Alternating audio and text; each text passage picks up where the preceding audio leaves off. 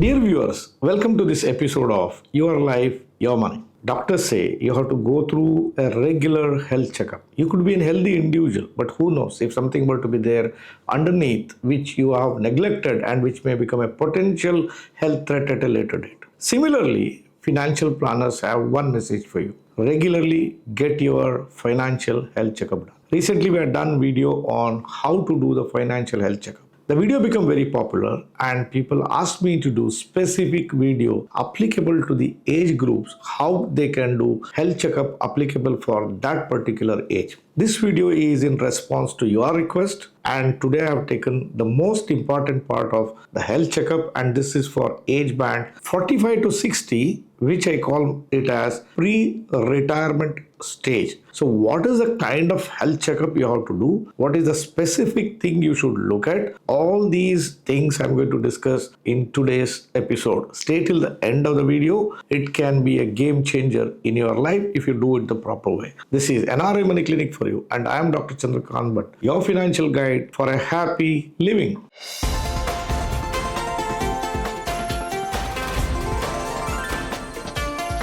NRI Money Clinic. No hype, just the right advice. Dear viewers, at the outset, let me tell you my voice is not that clear today. I have a small throat infection, and because of which it's taking longer than usual for the voice to come back to its normal tone. So it has nothing to do with the technology. If you don't hear me very clearly like every other video, it's just have to do with my throat health. Financial health checkup for the pre-retirees is a very detailed analysis. It's not something you can brush aside things. You have to get into as much detail as possible to make sure that you'll have a good retired life whenever you retire at 60 or beyond. Therefore, I'll try to make it as simple as possible for your understanding. First, let us look at what is the objective of doing financial health checkup for the pre-retirees. When I talk about pre-retirees, I will include age group 45 to 60. The earlier you do, the effectiveness of financial health checkup will be more beneficial for you, and if corrections are required, it can be easily put into the scheme of things. Therefore, do not delay. If you have an intention to create a good retired life, the time to do your financial health checkup is now. Now let us look at the 4 objectives of doing financial health checkup for the pre-retirees. Number 1, to check, are you on course to build sufficient enough retirement corpus by the time you retire? As per current conventional knowledge, as things stand today, if somebody is going to retire tomorrow, in my personal opinion, to have a decent life, you should have a minimum of corpus of 3 crore rupees in addition to health insurance plus a house of your own. If you have 6 crores, nothing like that. So at least are you in a position to build this particular corpus or not? But if you were to retire 10-15 years later, these figures will change, and every year or every 5 years, either you have to update the figures or your financial planners will work on what's happening and how much money could be requiring. Objective number 2. To evaluate your liabilities towards your children, which could be funding their education, marriage, whatever it could be. Are you in a position to provide for or finish your responsibilities towards your children by the age 60 or by the time you retire? Objective number 3. To decide on where you are going to retire and when should you buy, how big the house should be, everything related to your retired life, where is that going to be, and whether you have a house to stay. Number 4 objective is to evaluate your health insurance sum assured as things stand today. So these 4 things are the objectives of doing a financial health checkup for pre-retirees. This is not exhaustive list. Depending on your individual case circumstances, you can add other objectives also. But the 4 objectives, what I said, becomes the basic health checkup requirements. Now let us look at how to go about doing your financial health checkup. There is something that you have to do it yourself, and there are something you should give it to the professional to handle your situation. Number 1, first, general overview. It should be an introspection by yourself. You should know, or you know about what's happening in your life. For example, I'm an indisciplined spender. I don't know how much I'm earning, I don't know how much I'm spending, I become reckless, I become emotional, my family does not cooperate with me, children ask me one thing, I'm not able to give. All these financial indiscipline, if it is there, it's a signal of danger which is coming in. Number 2, Is there a craving in the family? A craving is your wife is asking for jewelry, your children are asking for some gadget or something like that, and you have not satisfied these requirements of theirs. Maybe once you have done, maybe many times you have not done. If there is a persistent cravings which have crept into your family, this is a sign of danger because of the pressure of these cravings, all your planning can go for a toss. Third, are you passing through a midlife financial crisis? If you have a midlife financial crisis, I can say for sure, be it yourself or to your planner, financial planner, or any professional who comes to assist you, it is the worst situation and the most difficult thing one can attempt and put it back on rail. It's extremely difficult to recover from midlife financial crisis. So if your general overview says that we are indisciplined, there is building cravings in the family, and I am passing through a midlife financial crisis, make no mistake, you need assistance. But we cannot say for sure that this is a situation which can be retrieved beyond this point.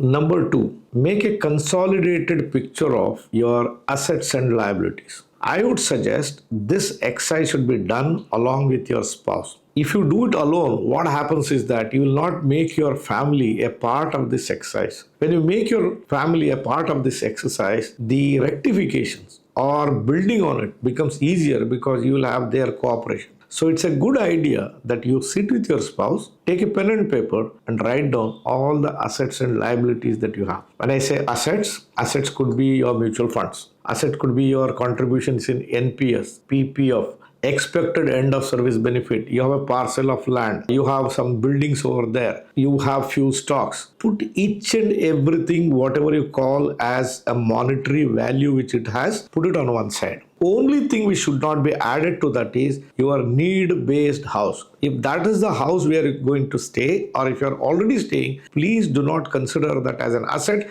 because that's an essential part of your life. So any asset which you don't use it on a day-to-day basis or parting with that will not have material impact on your day-to-day living, that should be considered as an asset. What should be there on the liability side? On the side of the liability, you should have your loans, credit card outstandings, what you have to give for private parties, could be borrowing within the family, friends, whatever it is, your car loans, your home loans, your personal loans, the amount of money you have to build for safekeeping or the provisioning for your children's education should come on the liability side. So you have assets on one side, you have got liabilities on the other side. Now total up both the things. If you have total assets higher than the liabilities, then generally I can say for certain that you are more or less in a safe zone. What I mean to say is your liabilities are lesser, your assets are higher, but let's say for some reason something goes wrong, then you have an opportunity to liquidate assets and square off the liabilities. That's what I mean to say. But I cannot say for certain that all the time your assets are higher and liabilities are lower. There can be cases wherein which your assets could be lesser and your liabilities could be more. One example is if you have taken a home loan. The home loan should be reflected on liabilities, and I said that the home in which you are going to live should not be added under your assets. So this is one case where your liabilities may look bigger than the assets that you have. When the liabilities are higher than your asset, the liabilities have to be reduced from your future income. That means from the running income of today, you have to contribute for clearing that liabilities. On the other hand, if you have the assets more and liabilities lesser, the current income can be used to do corrective things. Let's say you don't have sufficient enough retirement corpus, and I would say that you have to contribute so much towards it. It can be diverted that side. So step 2 is put a consolidated picture of assets and liabilities and see where you stand.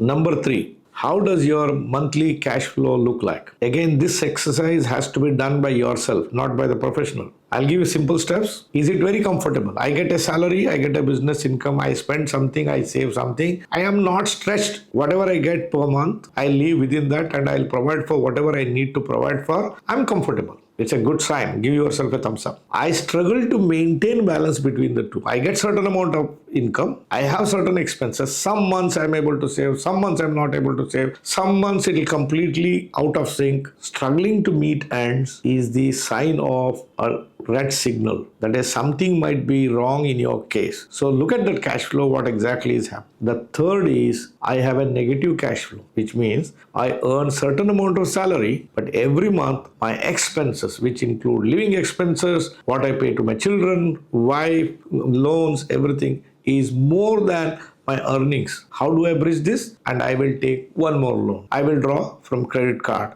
I will borrow from friends and relatives. So if you have a negative cash flow, make no mistake, unless you take remedial measures which are drastic in nature, it is not possible to create a good retired life. Once you have crossed these initial works that you need to do, the next step is seek professional assistance. You must seek professional assistance. You could be a do-it-yourself investor. You would not have started, or you would have done it wrong way, or you just need it. For everyone, I would suggest financial health checkup should be done by a professional financial planner. Why do I say this? It's because this health checkup will give you which direction your retirement is going to go. If you do mistakes, you cannot rectify it at a later point of time. No person, till they go through the retirement, will not have the experience of retirement. The experience of retirement is there only for a retired person, or for somebody who has worked with the retired people, has seen the lives of hundreds and thousands of people, or who has worked under the guidance of a senior financial planner who has experience of guiding the retirees in creating a good life. Only those people can understand what can go wrong and how the correctives can be applied. So without exception, it is absolutely essential that you must seek professional assistance at this stage. If you're somebody who is wanting to help create this beautiful retired life, you can make best use of services provided by NRI Money Clinic. We have team of experts on the ground who can do the financial health checkup. Of course, they have conditions which are attached to that. If you are inclined to do your investments under their agency, under their guidance, they'll be able to do this financial health checkup and make sure that you will have a good retired life. If you have an intention, all that you have to do is, our number is given in the description box below. We have provided a link there. Click on the link, send an exploratory message, tell what exactly you need. Then one of the financial planners from our team will get in touch with you and ready to help you there. Why delay? Send that message now. So when you seek professional assistance, what happens beyond that point? I will tell you the simple steps they follow. Number one, they will check, have you started your retirement saving account or not? It could be your PPF, it could be your NPS, it could be anything. But the professional will check, have you started with it or not? If you have not started now, they will insist on you to start it. If you have already started, what do they look for? They look for, where are your funds logged in? If you're somebody who is building funds only through a bank fixed deposit, then you may be in a danger zone. Because one, taxation could be an issue, reinvestment could be an issue, and the principal work of creating a wealth will not happen with a fixed deposit. So you may have NPS account. NPS is a good account. But what if you park all your money in debt funds? Then you have, it's like, operation successful, patient died. So you might be saving, but if you do not create wealth, it becomes a problem. So wealth creation in a retirement account is essential and required at all stages except probably post 75 years. Whether you are 45, 35, 55, 60, 65, 70, a portion of your retirement corpus has to be all the time creating wealth for you. If you don't do it, the inflation can knock you down. The financial planners are going to check, they are going to suggest you what correctives you have to apply and how you can do it and how you can minimize the tax incidence, thereby improving the yields on the savings that you have. The professional will also help you to prioritize. Prioritizing is, during the health checkup, you notice several things, right? I have to build funds for my children's education. I don't have a house of my own. I need to clear some of the responsibilities. There could be many. When they take you through the fact find session and when they ask you questions and when they put all the data on a paper, they start getting a clear picture and they will start guiding you on how to prioritize. If you have some 4 different things which you have to work on, it may not be possible for you to do all the 4. or the planner may see that you run short of the money and you can attempt one or you can attempt two, which one you should do and to what extent that can be done. The prioritizing help they will give you should go in this particular direction. Do not take the other side. If you're a person who is doing it on your own, what happens is you will succumb to emotions in this. You will fail to prioritize. For example, you have children, they are darlings at home and they need a colossal amount of money for their education. And that's your dream. And in this emotion, what you forget is you should contribute sufficient enough money for your retirement corpus. And you put all the money for children's education. By the time you retire, you are empty-handed or you have paltry amount of money for your retirement days. And when your child goes to employment and when he sets down as the family man, you start becoming a leech on your child. And from there onwards, things will become really sour. So it's very essential to prioritize. If you have to prioritize between children's education funding versus your retirement planning, first attempt retirement planning, give the required resources for child education planning. There are multiple options are available. If your child is good in studies, he can get a scholarship. Today, Government of India has schemes for the education loan of the children. Children don't get married so soon after their graduation. They'll spend 5, 6, 7, 10 years before they're getting married, but they'll have handful of salaries in their hands. So they can use these resources to pay off these loans. And there are multiple options are available in front of them. Therefore, if you are in a tricky situation, should I pay all money to my son's education funding or I should contribute enough to the retirement corpus? You should choose the option of funding retirement corpus, the first one. Planner will also look into your health insurance need. If you have crossed 45, health insurance evaluation must be done. Normally, if you are fit and fine, you don't have diabetes, you don't have arthritis, you don't have blood pressure issues or anything which is congenital or predisposing into something, you can still depend on your employer's health insurance if it is adequate enough. But if it is not adequate enough or you have issues pertaining to pre-existing health issues, I would suggest you go in for your own health insurance at this stage. Do not count on your employer's insurance. Let that be an add-on. You better have health insurance for yourself. A dilemma will come many times is that should I buy it now or should I buy it after 2 years, 3 years or just after retirement? I will say here two solutions for you. One, 2 to 3 years before you retire, you must have your own health insurance. And the health insurance should be large enough. Do not do the mistake of buying a health insurance for 1 lakh, 2 lakh, 5 lakh, 10 lakh. No, that's inadequate. Take my words seriously on this. Even a 10 lakh health insurance today is not adequate enough. Buy a health insurance which is nothing less than 25 lakh sum assured. You get into a hospital, the bills are quite high and over a period of time, they will continue to rise. Therefore, have a large enough health insurance. And suppose you don't want to spend too much of your money on health insurance because you're still working and you're covered by your employer, I'll tell you the alternative way to buy the health insurance is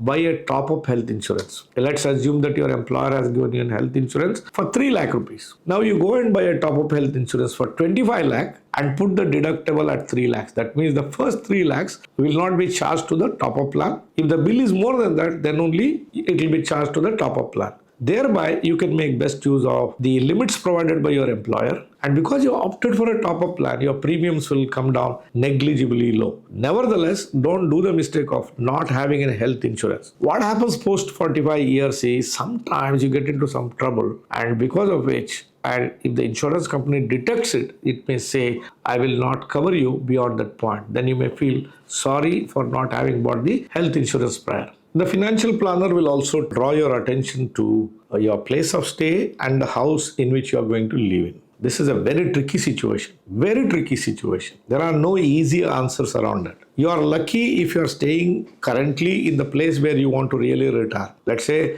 you're going to retire in Bangalore and your employment is in Bangalore, or if you are in Ahmedabad, whatever it is. You are the lucky one. Things becomes easier for us to solve this mystery. But what if you are living in Gulf and you're going to retire either in Cochin in Kerala or in Bangalore, or somebody says either in Lucknow or I might settle down in Hyderabad? This becomes very tricky. And for those of you who have already purchased a property, should I go and stay in that house or should I go and stay in some other place? All these dilemmas will come in. The better thing for you to do at this stage is develop clarity. Where is that you are going to retire? Once you finalize on the place where you're going to retire, then a call can be taken how a need-based house can be constructed there or bought there. If you have a house in Ahmedabad and if your intention is to live in Hyderabad, till you come closer to your retirement, that Ahmedabad house as it is. If the land and building price rise, the house in Ahmedabad area will also rise in price. When you come closer to your retirement, 2 to 3 years prior to retirement or even soon after retirement also it's okay, then you buy the required house in Hyderabad. The money which is required for that can be taken out by selling that house which you had in Ahmedabad or any other city. When you sell that house, you are supposed to pay the capital gains tax also. When you buy another house this side, you can square off that capital gains as well. What are the other advantages for you? You can buy a house which is brand new closer to your retirement. That means it doesn't require a great deal of maintenance. You can buy with a mature mind. Now you know what's my status, where's my comfort, what is it I'm looking for. So you'll be taking an informed decision, unlike somebody buying a house in 30s or early 40s. You can also know how big of the house you need, how many people are going to stay in that house. When you are young, people have super inflated egos and they want to live in a big house. But when they start getting older, the desire to live in big house slowly comes down. So this is something which you can particularly choose what exactly you need. And by buying the house closer to your retirement, you will also get the contemporary type of housing. See, 10 years before, 20 years before, you know what was the construction quality, what are the facilities available. But you go and buy a house today, you will get the contemporary houses, whatever reticulated gas, or you say anything which is contemporary in nature. So for next 10, 20 years, you don't have to worry too much about maintenance and you will live a very happy life over there. But suppose you don't have any prior house and you don't have a house to live and you have an intention to buy a house for the sake of your retirement, when should you buy it? If you're not living in the same city where you're going to retire, my advice for you is do not buy the house at least 2 to 3 years before your retirement. You may have a question. Then if I postpone that buying, then I'll end up paying a higher amount of money because the purchase prices will rise. You have an obvious question to ask and it's valid. The best way to solve that problem is you may be buying a house 10, 15 years later. If you are 45 and retiring at 60, you may buy a house 12 years later. You dedicate certain amount of money, put it into a mutual fund portfolio, and instead of paying an EMI to the bank, you put an SIP in the mutual fund and the SIPs will grow at 10, 12, 13, 14, 15% depending on what's happening in the market. And when the property price rise, your investment is also growing accordingly and you will have enough money to buy the house by the time you come back to retirement. So these are small things which the financial planner will help you understand, make calculation and show you what is in your best interest. The last point you have to take action on is improve your income, increase your liquidity. Improve your income is there are a lot of people, particularly NRIs, they own a lot of properties in different parts of India and they keep it in lock and key. That's useless, right? Rent them out. Get some rent out of that. If you get some rentals, put that in a mutual fund SIP. That will start creating an income for you. Or you sell the real estate. We have spoken about fractional commercial real estate. It generates fantastic cash flows for you. Increase your liquidity. If you have some skill, put that skill to use and see whether you can create some income out of that. Improve your liquidity. What it means is you have dead assets. For example, parcels of land. It doesn't earn you rent. You can't go and maintain that. You don't know why you have purchased that. You came under pressure of a friend, father, someone, and you bought it. Sell it off and put that money for wealth creation or cash flow. Both are very important. So at this stage, improve your liquidity and improve your income. If you do this, then you will not going to have any particular problem. So these are the basic fundamental essentials of financial health checkup for the age group 45 to 60, which can give a proper direction to have good retired life. Dear viewers, if you like the video that I produced today, please do give me a thumbs up. If you haven't subscribed for this channel, please do hit that subscribe button and press the bell icon. Do not forget to share these videos with your near and dear ones, friends and relatives, and on all the social media on which you are connected with. Thank you very much for watching this episode on NRI Money Clinic. I shall be back with you next Friday with yet another thought on your life, your money. Till then, stay safe. Jai Hind. Press the bell icon for more details and subscribe our channel.